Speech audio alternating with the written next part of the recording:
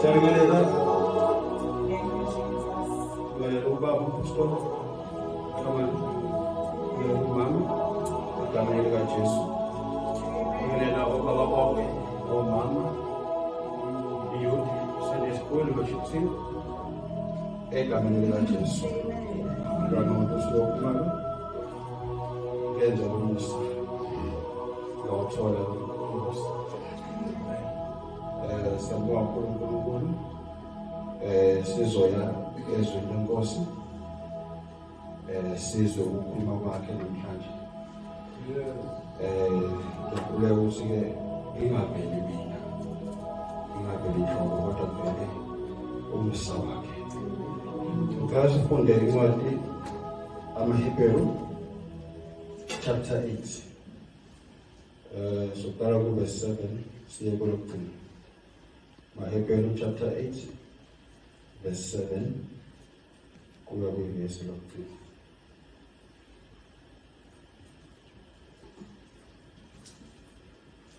Hebrew chapter 8 verse 7. Ngokuba uma leso sivumelwano sokuqala besingasoleki, bekungayi kufunwa indawo yesibili, ngokuba lapho ebasolayo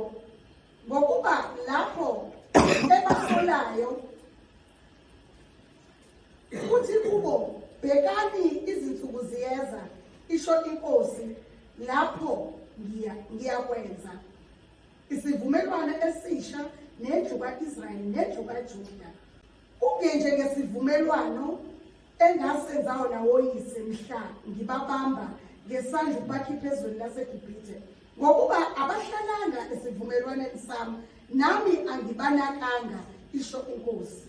Ngokuba yilesi esiyisivumelwano engiyakusenza nendlu kaIsrayeli. Emva kwalezo zinsuku, isho inkosi, ngiyakufaka imithetho yami engqondweni yabo, ngiyilobe ezinhliziyweni zabo, ngibe nguNkulunkulu wabo, bona babe ngabantu bami. Abaseyufundisa kube yilona loyo owakubo naloyo umpowabo, ngokuthi yazi inkosi, ngokuba bonke bayakungazi, kusukela komncane kuze kufike komkhulu wabo, ngokuba ngiyakuba nesihawu ngokungalungi kwabo, nezono zabo anisayi kuzikhumbula.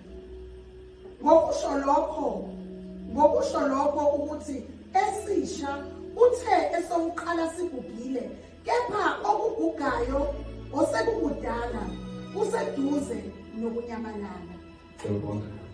Baba wethu omuhle, nanti izwi wena wedwa uNkulunkulu wawo, Baba ungcwele, nami umntanakhe ngiphambi kwethu, wena wedwa uzokhuluma inhliziyo yakho ngaye. Baba ungcwele, masisizakale sonke kule ndawo, silalelisise ukukhuluma kwakho, bese Baba ungcwele izwi lakho lithola indawo enhliziyweni zethu ngamunye ngamunye kule ndawo. Sikunika udumo ke Nkosi, sizolalelisisa ukukhuluma kwakho egameni elinamandla likaKristu Jesu Nkosi yethu. Amen. La sifunda khona lithi izwi ukuba isivumelwano esidala besingenaphutha, abengeke kuvele isidingo ukuthi kube khona esisha. Amen. Now umthetho owuphumile ukuvumelwano esidala awukho wrong, kodwa uNkulunkulu uthole kunephutha ngendlela abantu ebebephendula ngawo kuwo. Now uNkulunkulu abathembekanga kuwo, nami ngase ngisuka ukubona. Okusho ukuthi kade kumele abantu benze kahle ukuze naye enze kahle. Okusho ukuthi indlela akade sebenza ngayo kade incike ekutheni abantu benze njani. Okusho ukuthi ubelinda umuntu, uma umuntu enze kahle, uma senaye enza kahle. Amen. Now kwahamba kwathathu ukuthi lento ayizohamba kahle, ngoba yena nguye okumele asho into kube njalo. Manje into ekhona la kulindwa umuntu kuqala. Umuntu enze ukuze naye enze. Amen. Now kwakuthiwa kule kwesivumelwano kunephutha. Ngoba kade kusebenza ngendlela umuntu akade enza ngayo. Amen. Kwesethu uNkulunkulu ngizokwenza isivumelwano esisha manje. Amen. Kwivumelwano esisha kuzokwenza mina. Kuzoqala mina ngize ngiqede. Amen. Umuntu engenzanga lutho. Amen.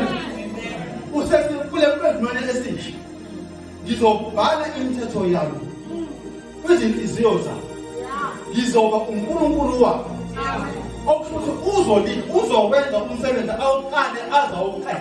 Umuntu engenzanga lutho. Amen. Now kwethu uqala ngoJesu. Kwaba ngumusa. Kwathethelelwa izolo ngumusa. Umuntu akenzanga lutho ukuze kuthethelelwe izolo. Okusho ukuthi umuntu kulevumelwano esisha akanalona. Uqale waqeda ngoJesu. Amen. Now kulo musa wamukela uJesu. Afake umoya kuwe, umoya wakhe. Uma sungenile ufaka uphawu lwakhe okusho usungowakhe. Now umoya engcwele uphila usuyithempeli likaNkulunkulu. Elinomoya engcwele. Okusho ukuthi ukuhamba from point A to point B ushantshotha ukukhona kukaNkulunkulu. Amen. Ungubukhona kukaNkulunkulu la khona wena ubukhona kukaNkulunkulu. Amen. Uthanda ungathandi uyithempeli likaNkulunkulu elinomoya kaNkulunkulu ophila kuwe. Amen. Uma ungena nesipho seholiness. Amen. Ubungcwele uyigift. Engena nomoya ongcwele umungena kuwe. Now umungena uthengisiwe kuJohn 14 ukuthi asoza shila. Amen. Now umoya kaNkulunkulu uphila kuthina full time. Amen. Lokho kuyisithembiso esithengiswa uJesu. Kwanganika kuwe. Amen. Okusho ukuthi ngoba ephila kuwe unobukhona bakhe kuwe. Amen. Une-holiness kuwe. Amen. Akunikile kuwena ukuthi wena wenzani. I-holiness uhamba nayo uthanda noma ungasathandi. Ngoba ayinikile kuwe iyokusithembisa kisho uJesu. Amen. Amen. Oke manje sizokwenza mhlawumbe sizophila ngendlela esithanda ngayo. Ngoba vele angiyashiya. Ukhona kuthina full time. Ngoba ngihamba uplana izinto ezingekho right.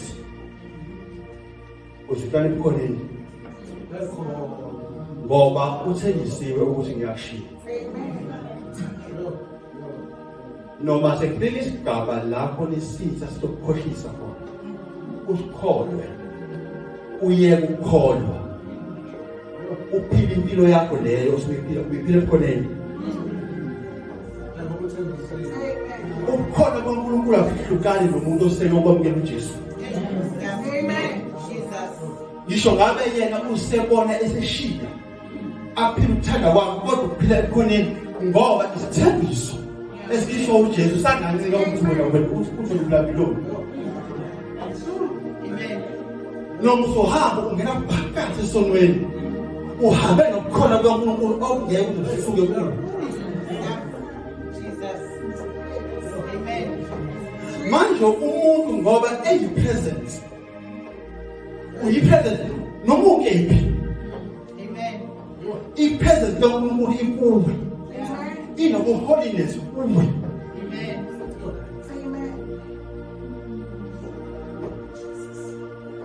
Kwani vesi elise ningudabukisi. Umoya owenza uphawu wakleyima. Amen. Now impilo esiphilayo angimele idabukise. Angazi ngoba na uhleli full time. uma sesingasenza isinoma. Now, kuleli vangeli kolomusa ayikho i-contribution esingayenza thina kulo. Amen. Liqalela kuqedwa ngaphandle kwethu. Asisusi lutho, asifaki lutho, siyaphila kulo. Amen. Amen. Phoke manje siphila impiloni ngoba phela sina asenzi lutho. Kasifunde amaGalatiya chapter 5.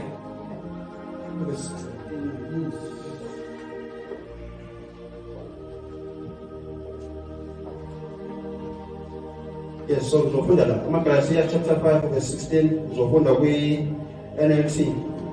So I say, let the Holy Spirit guide your lives. Then you won't be doing what your sinful nature craves. Yedela umoya ongcwele ugade impilo yakho ukuze imvelo yakho ingezoyithola indawo. Now, kuTestament elidala uqala ukuthi ngiyenza ukuthi uNkulunkulu enze ukuthi, ngiyenza ukuthi uNkulunkulu enze ukuthi. Igade loyo. Igade into ewuzona uzokwenza ukuthi ukuze uNkulunkulu enze ukuthi. Yatholakala ilephutha esasebenza. Amen. Amen. Esebenzayo manje ukuthi uvumela umoya ongcwele alilawule.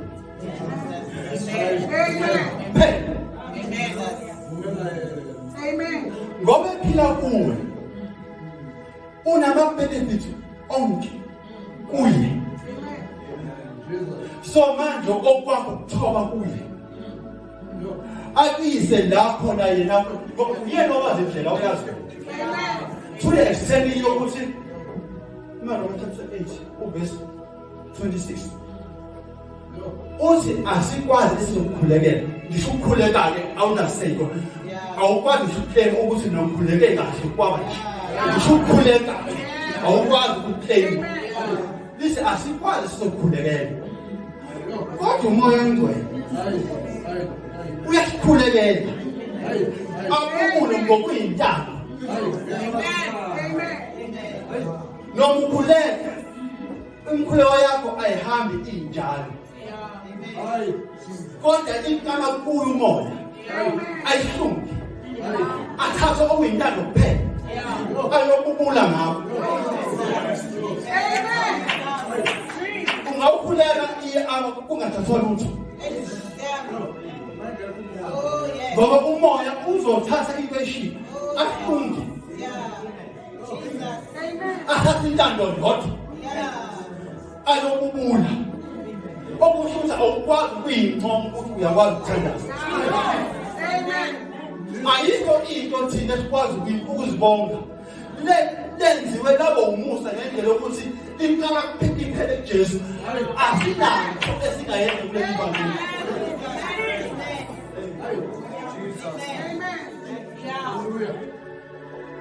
Owazi ukuthi awusingenza ukuthi ukuze uNkulunkulu ezokwenza ukuthi ayinjalo. Ayisahambi kanjalo. Yaba yiphutha le yayinjalo. Kodwa kuthiwa iyiphutha.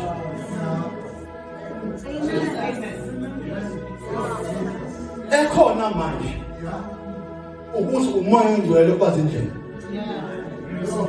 Ukwakho ubudlelwane naye. Umdabukisi. Khipha ulaka.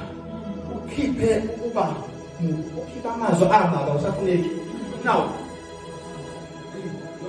lo moya lo philangisi nguye lo owathi umhlaba uyihlani kuumnyama phezulu kwakhe kwathi makube khona ukukhanya kwaba. Amen. Now lowo moya lowo nguye lo phila kuwo okusho ukuthi unamandla okudala. Amen. Manje ugade into ekhulumayo ngoba iyaprocessa. Amen. Ikakhulukazi kade into oyisho udinini.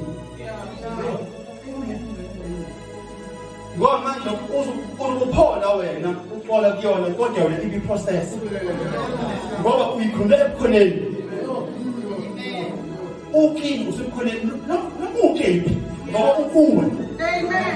Uyi-present wena uwena. Akukho ukuthi kumele size kwale size kuni present ke manje uyiyo uwedwa. Amen. Amen. Amen. Namukephi uzogibela iteksi ekade kushiwe isithi ungene wena isine-present igcwala umlilo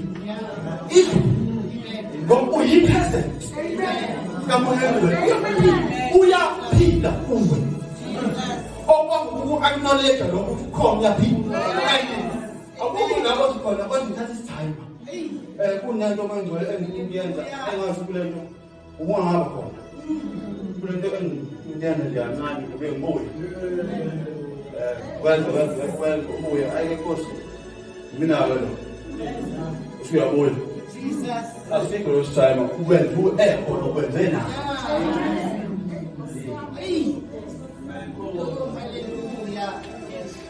Nidinga ubi-acknowledge uNkulunkulu uma wakwamukela uJesu ukhanya ungathandi akusahlukana uhlangene one way uma ngenile kwangena kwaclaima kwasika waba ngowakhe.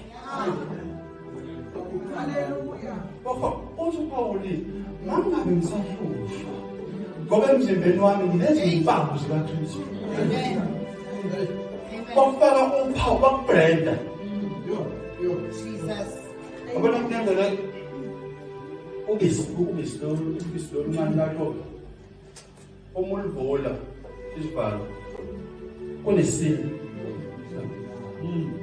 kunobisi kodwa la kune-brand uclover lo fresh milk Amen. lona kunaphakathi kunesili elivalele Yeah. angeke kakhulu yilona umoya ongcwele ungenile usasibrenda singabakhe. Yeah. Amen. Amen. Jesus. Jesus. Now lento iyenzeke ngaphandle kwakho abukho ubuhle okade ubenzile ukuthi ibe khona manje akukho ububike ozobenza ukuze isuke. Yeah. Jesus. Oh, Jesus. Jesus. Okwethu bazalwane ungumusa unguthando urich uthando and uphila kithi full time. Amen. Besidinga ukuqonda lokho Amen. ukuthi asikho isithayima la ukhona Amen. noma uplanani ke ukhona noma wenzani ukhona noma ukhuluma kwisimo ukhuluma ngaye. Amen. Manje ungavumeli ukukhuluma izinto ezingekho right ngoba ukhuluma ngaye and uzoprocessa. Amen. Amen. Jesus. Amen.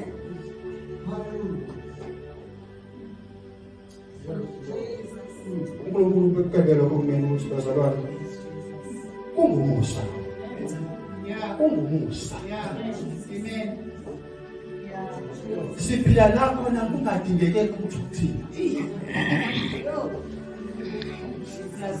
It's a finished work of Christ. Yeah. Sengiphelile ophelile asiphakithi siphila emseni Amen. okwazi ukuvuma umusa ubuze Yeah. and awukwazi ukuzalwa kuyivangeli elomusa ube nenhliziyo engenayo.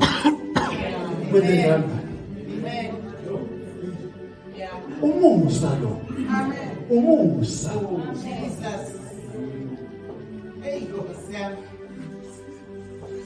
Nomusa awuphile kithi. Uvame kwizinto zonke, uvame ukuthi uvame.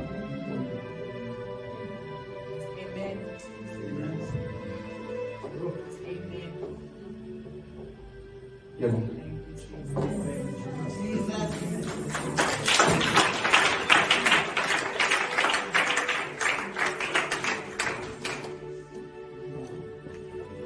Hallelujah. Ake sime ngenyawo sibonge uNkulunkulu egameni likaJesu Kristu. Akukho esikwenzile. Ube uNkulunkulu decide yena ukuthi akube uyena oqalayo phinde afeze. Abe uqala bongcini empilweni yethu. Amen. Hallelujah. Sibala amehlo. Sibonge lo musa uNkulunkulu asenzela wona. Moyingcwele siyabonga. Indlela okhuluma ngayo Nkosi intshanjalo. Ukuthi kathi Nkosi awusuki kithi umkheli ukhona. Ngoba wanquma ukuthi uhlala kithi. Wathi lokho umthetho wakhe ezingqondweni zethu.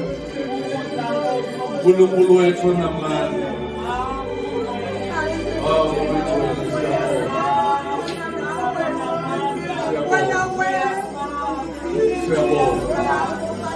Ingakho Nkosi usezweni lakho masingakhathazeki.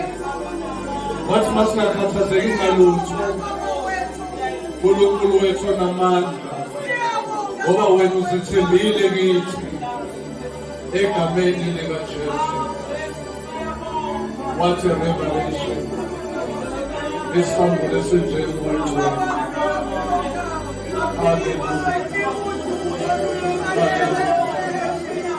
Akusaphili thina kodwa uKristu ophila kithi. uNkulunkulu wethu onamandla egameni likaJesu.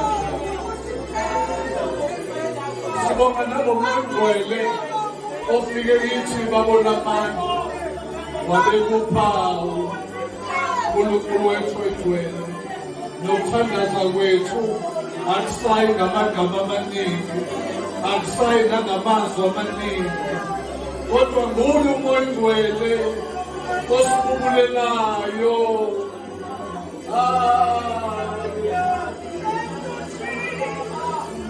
Hallelujah. Umsebenzi waseKalvari kanti wenza izimanga ezinjena. Umsebenzi waseKalvari washintsha indlela yokwenza. Akusekho esikhiphayo ngoba wena usuwakhipha waphelela. Oh hallelujah. Akusekho esikuthengayo ngoba wena Nkosi waphelelisa eKalvari.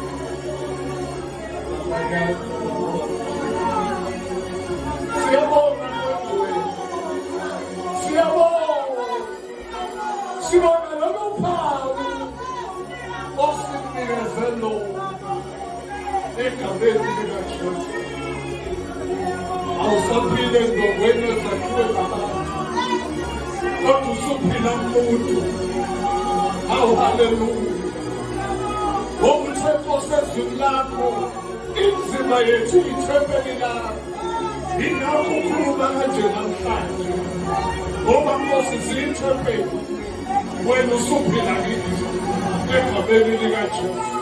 Asisaye ethempelini kodwa sesiyithempeli. Oh hallelujah. Abazwana wasahlali Ntshongweni ezakhiwe ngabantu, kodwa sehlala kukithi egameni likaJesu. Moyingcwele siyabonga.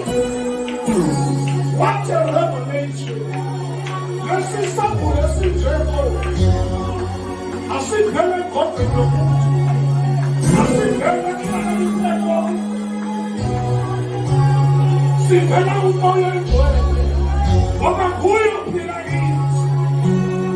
Asisakhuluma kwethu kuhlala, asisakhuluma ngafowethu,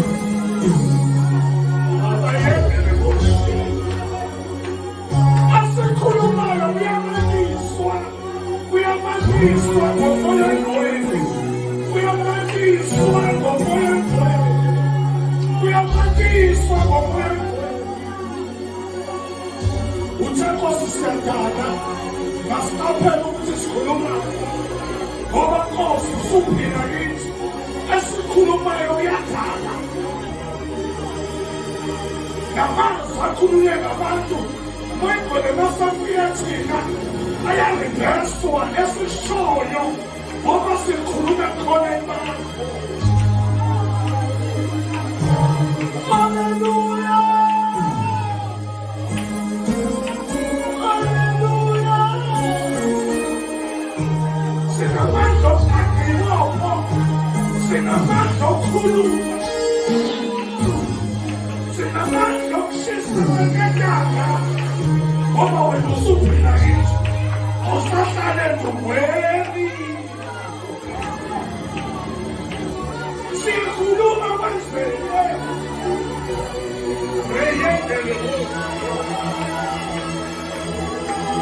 We declare in the name of Jesus. We declare in the name of Jesus. God will soon be like it.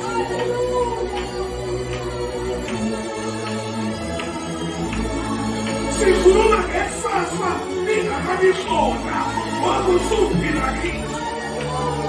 Sikhuluma ngezenzakazeke. Ayendele boshiye, senzeke okuphila kithi.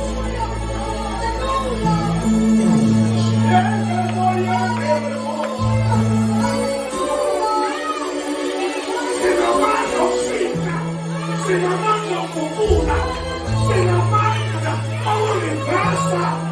Ayakala bayendele boshiye,